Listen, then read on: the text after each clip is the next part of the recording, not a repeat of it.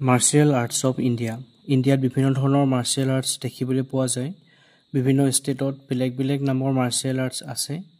মণিপুৰত থাংটা আৰু চাৰিত চাৰাক। ইয়াৰে থাংটা হৈছে আৰ্মড অৰ্থাৎ অস্ত্ৰ শস্ত্ৰ ইউজ কৰে আৰু চাৰিত চাৰাক হৈছে আনআৰ্মড।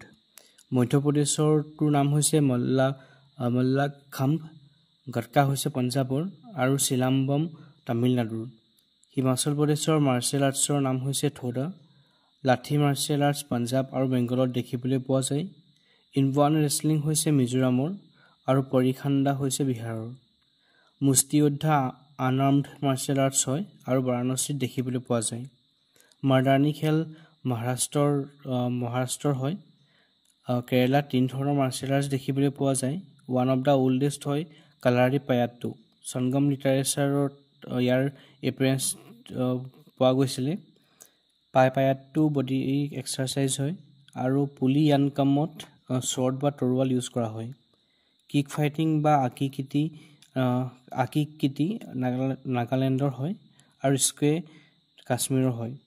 ভাৰ্মাকালাল হৈছে তামিলনাডুৰ। পাইকা হৈছে উৰিষ্যাৰ আৰু মাৰ্চিয়েল আৰ্টছ কাঠি চামু অন্ধ্ৰপ্ৰদেশৰ হয়। এইকেইটাই হৈছে সাধাৰণতে বিভিন্ন ধৰণৰ পৰীক্ষাত সুধি থকা কমন মাৰ্চিয়েল আৰ্টছবিলাক। সাধাৰণতে ইয়াৰ নামটো আৰু কোনখন ৰাজ্য হয় সেইটো বেছি ইম্পৰ্টেণ্ট হয়।